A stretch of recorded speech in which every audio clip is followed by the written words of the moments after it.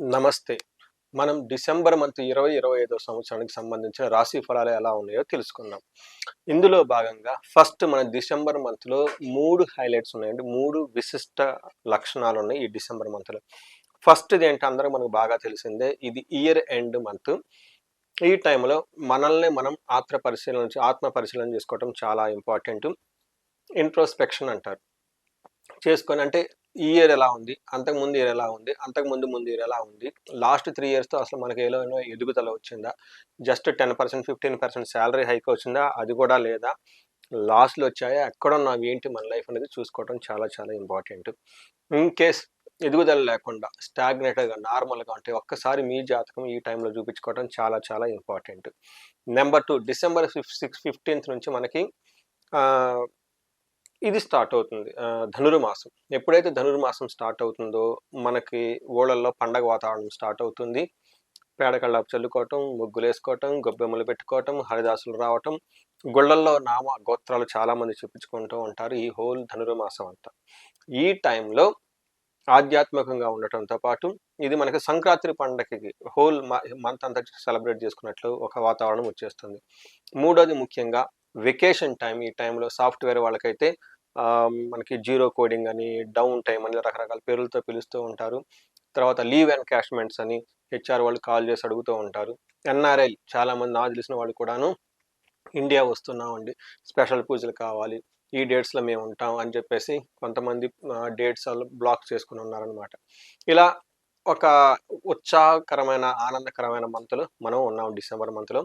ఈ డిసెంబర్ మంత్‌లో తులారాశి వాళ్ళ గురించి చెప్పుకుంటే ఒక లైన్‌లో చాలా బాగుంది అని చెప్పుకోవాలి. జనరల్‌గా బాగున్న రాశుల్లో ఈ తులారాశి ఒకటి. 2025 హోల్ ఇయర్‌లో బాగున్న రాశుల్లో ఈ తులారాశి ఒకటి. సో తులారాశి గనక చూసుకుంటే ఇందులో చిత్తా 2, 3, 4 పాదాలు, 2, 3 పాదాలు, స్వాతి 1, 2, 3, 4 పాదాలు, విశాఖ 1, 2, 3 పాదాలంతా మనకు తులారాశిలో ఉంటారు. పేరు బలం ప్రకారం కనుక చూసుకుంటే వీళ్ళకి రా, రీ, రు, రే, రో, తా, తీ, తూ, తే అన్న అక్షరాలంతా ఇందులో ఉంటాయి. మనం 4 గ్రహాలు ఈ మాసంలో మారుతూ ఉన్నాయండి. వాటి యొక్క రిజల్ట్ ఎలా ఉంటుందంటే, మనకు సూక్ష్మ గోచారం, లఘు గోచారం అన్న కాన్సెప్ట్ ప్రకారం గనక చూసుకుంటే లక్ష్మి, ధనలాభం, శ్రియం, విత్తసిద్ధిం. అంటే ఏ ప్రకారంగా చూసుకున్నాను కానీ వీళ్ళకి విశేషమైన ధనలాభం వచ్చే అవకాశం ఎక్కువగా ఉంటుంది. పెద్దగా ఇబ్బంది పెట్టే గ్రహాలైతే వీళ్ళకైతే ఏమీ లేవని మనం గమనించుకోవాలి. మూడో ఇంట్లో సూర్యుడు ఉంటే మనకు సంస్కృతంలో మహర్షులు ఏం చెప్తారంటే, ఆరోగ్యం, నిత్య సంతోష, బంధుమిత్ర సమాగమః, అర్ధలాభ, పుత్ర సౌఖ్యం, ఇష్టసిద్ధి, తృతీయగే రవి అంటారు. అంటే మూడో స్థానంలో రవి ఉంటే ఎన్ని బెనిఫిట్స్ ఉంటాయి అంటే, ఆరోగ్యం బాగుంటారు, సంతోషంగా ఉంటారు, బంధుమిత్రులతో కలిసి ఉంటారు, అర్థం ధనలాభం వచ్చేస్తుంది, పుత్రులతో సౌఖ్యంగా ఉంటారు, అనుకున్న పనులన్నీ జరుగుతూ ఉంటాయి. సో ఫాదర్‌కు మాత్రం హెల్త్ విషయంలో కొంచెం జాగ్రత్తగా ఉండాలి ఈ మంత్‌లో. నెక్స్ట్ కుజుడు కూడాను మూడో ఇంట్లో ఉండటంతోటి 2 క్రూర గ్రహాలు మూడో ఇంట్లో ఉండటం చాలా విశేషమైన యోగ్యతనిస్తుంది. చాలా ధైర్యంగా, సాహసంగా, పట్టుదలగా అన్ని పనులన్నీ చేసుకుంటూ ఉంటారు. కుజుడు మూడో ఇంట్లో ఉంటే ఏం చెప్తారంటే మన మహర్షులు, విత్తలాభ, సదా ఆరోగ్యం, ఇష్టసిద్ధి, సుఖావహ, వస్త్రలాభో, ధన ప్రాప్తి తృతీయ స్థానకే కుజ అని చెప్తారు. అంటే కుజుడు మూడో ఇంట్లో ఉంటే, మంగళుడు కనుక మూడో ఇంట్లో ఉంటే విత్తలాభం అంటే రావాల్సిన ధనం వస్తుంది, ఆరోగ్యం బాగుంటుంది, ఇష్టసిద్ధి అనుకున్న పనులన్నీ సాధించుకుంటూ ఉంటారు, సుఖావహ సుఖంగా ఉంటారు, వస్త్రలాభం ఉంటుంది, ధనలాభం ఉంటుంది అని చెప్తారు. అంటే ఇప్పటిదాకా సూర్యుడు ఏదైతే బెనిఫిట్లు ఇచ్చారు, కుజుడు కూడా ఏ బెనిఫిట్లు ఇలా కలిగిస్తూ ఉన్నారు. ఆరో ఇంట్లో ఉండటం వల్ల శత్రువులపైన విజయము, ధన ప్రవాహం వస్తుంది, ప్రాఫిట్స్ విపరీతంగా ఉంటాయి, లైఫ్ అంతా ప్రోగ్రెస్గా ఉంటుంది. లాస్ట్ ఇంకొక ముఖ్యమైన గ్రహం శుక్రుడు. శుక్రుడు రెండో ఇంట్లో ఉంటే చక్కగా స్పీచ్ మాట్లాడుతుంటారు, ఫ్యామిలీ మెంబర్స్తో కలిసి ఉంటారు. ఈ టైంలో మీరు బంగారు వస్తువులు, విలువైన వస్తువులు కొనుక్కునే అవకాశం చాలా ఎక్కువగా ఉంటుంది. దేహ సౌఖ్యం, వస్త్రలాభం, స్త్రీ సల్లాపం, యసత్కారం అంటారు. అంటే ఈ టైంలో లేడీస్ అయితే జెంట్స్తో చాలా కలివిడిగా మాట్లాడుతూ ఉంటారు, జెంట్స్ అయితే లేడీస్తో అప్పటిదాకా గొడవలు ఏమైనా ఉంటే అవన్నీ పోయి చక్కగా ఉండే అవకాశం ఎక్కువగా ఉంటుంది. మంచి ఫుడ్ ఈ టైంలో తింటూ లైఫ్ని ఎంజాయ్ చేస్తూ ఉంటారు.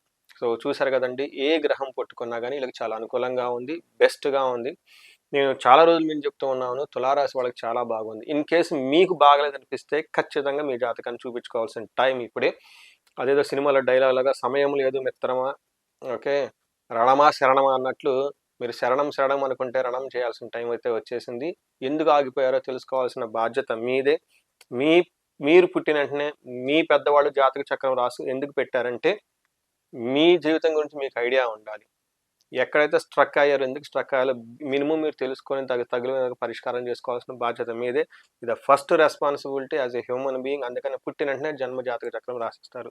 ఇది గుర్తుపెట్టుకోవాలి. పర్టికులర్గా ఎన్ఆర్ఐలు, mid level executives, 35 to 45 years age ఎవరైతే ఉందో వెరీ ప్రెషస్ ఏజ్ ఈ ఏజ్ మీది. ఎందుకంటే 10 years ఆఫ్ ఎక్స్పీరియన్స్ ఉంటుంది. మిడ్ లెవెల్లో ఉంటారు. అటు భార్య, లేదంటే వైఫ్, ఇటు పిల్లలు, అటు తల్లిదండ్రులు, సమాజం, ఒక కొలీగ్స్, ఒక రెస్పాన్సిబుల్ పొజిషన్లో ఉంటారు. కాబట్టి ఈ టైంలో మీ లైఫ్ ఆగిపోవడానికి అయితే వీల్లేదు. ఇది 2026 గురించి అండ్ బిగినింగ్లో ఉన్నాం కాబట్టి ఈ time is the right time to take a right decision. Next నక్షత్రం ప్రకారం కనుక చూసుకుంటే చిత్త, స్వాతి, విశాఖ 3 నక్షత్రాలు ఇందులో ఉంటాయి. ఇందులో చిత్తా నక్షత్రం చూసుకుంటే వీళ్ళకి ఐశ్వర్యవంతంగా ఉంటుంది, జయప్రదంగా ఉంటుంది, ధనలాభం ఉంటుంది, విశేష ధనలాభం ఉంటుంది. ఒక గొడవలు మాత్రమే అవకాశం ఎక్కువగా ఉంటుంది. ఇది కూడా రియల్ ఎస్టేట్ గురించి కానీ, లేదంటే అన్నాదమ్ముల మధ్య గొడవలు అయ్యే అవకాశం ఎక్కువ ఉంటుంది. నెక్స్ట్ స్వాతి నక్షత్రం వాళ్ళు చూసుకుంటే ఐశ్వర్యవంతంగా ఉంటుంది, సంపదలు ఉంటాయి, అఖండ ఐశ్వర్యం వస్తుంది, ధనలాభం విపరీతంగా వచ్చే అవకాశం ఉంటుంది. వీళ్ళకి కూడాను కలహము, గొడవలు అయ్యే అవకాశం ఎక్కువగా ఉంటుంది. రియల్ ఎస్టేట్లో ఉన్న వాళ్ళు కానివ్వండి, లేదంటే అన్నాదమ్ముల మధ్య గురించి కానీ గొడవలు వచ్చే అవకాశం ఎక్కువ ఉంటుంది.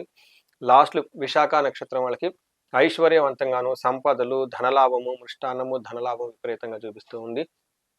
అయితే ఈ రాశి వాళ్ళకు కూడాను కలహము, గొడవలు అయ్యే అవకాశం ఎక్కువగా ఉంది. ఇవి కాకుండా చిత్తా, స్వాతి, విశాఖ చిత్తా, స్వాతి నక్షత్రం వాళ్ళకి స్త్రీ నాశనం లేదా పురుష నాశనం. వీళ్ళకి ఎవరైతే కనుక తెలిసిన వాళ్ళు ఉంటే వాళ్ళు ఇబ్బంది పడటం వల్ల తద్వారా సెకండరీ ఎఫెక్ట్ మీకు కూడా ఇబ్బందులు పడే అవకాశం ఉంటుంది. విశాఖ నక్షత్రం వాళ్ళకి కార్యహాని, అనుకున్న పనుల్లో సక్సెస్ ఉండకుండా ఇబ్బందులు పడే అవకాశం ఎక్కువగా ఉంటుంది. విశాఖ నక్షత్రం వాళ్ళు కొంచెం జాగ్రత్తగా ఉండడం ఎంతైనా అవసరం. వీళ్ళకి రాహుకేతుల యొక్క ప్రభావం ప్లస్ జ్యేష్ఠ నక్షత్రంలో సూర్యుడుగా ఉండటంతో కార్యహాని అయ్యే అవకాశం ఎక్కువగా ఉంది. సో చూశారు కదండి, ఈ తులారాశి వాళ్ళకి ఒక బెస్ట్ మంత్లో మీరు 2025లో శుభం కార్డుతో ఈ ఇయర్ అయితే మీరు 2025 బాయ్ చెప్పబోతున్నారు. ఇన్ కేస్ మీకు ఎవరైనా రెమెడీలు చేసుకోవాలంటే, భార్యాభర్తల మధ్య గొడవలు అంటే అన్యోన్య దాంపత్య పాశుపతం, ధన సంపదలు ఉంటే కుబేర పాశుపతం, ఎవరికైతే కోర్టు కేసులు ఇవన్నీ ఉంటే, వాళ్ళకి లీగల్ కేసులు ఉంటే చండీ హోమము, లేదంటే ఇండివిజువల్గా జాతకం చూపించుకోవడం చాలా అవసరం. ఎవరికైనా గనక హెల్త్ కాంప్లికేషన్స్గా ఉంటే అమృత మృత్యుంజయ పాశుపత హోమము, విశేష హోమం చేయించుకోండి. ఎనీ కనుక ప్రాబ్లం మీకు ఎక్కడైనా కనుక ఆగిపోయి ఉంటే ఈ స్క్రీన్ మీద కనిపిస్తున్న నెంబర్ ద్వారా కనెక్ట్ అవ్వండి. మీకు కావాల్సిన పరిష్కారం అయితే ఖచ్చితంగా పొందండి. దానికి కావాల్సిన రెమెడీస్ చేసుకుని జీవితం 10 రెట్లు ముందుకెళ్లే విధంగా మీకు ఇంకా చాలా అవకాశం ఉంటుంది. ఈ రాశి వాళ్ళకి అష్టైశ్వర్యాలు కలగాలని, భోగభాగ్యాలు కలగాలని చెప్పేసి నేను కోరుకుంటున్నాను. నమస్తే.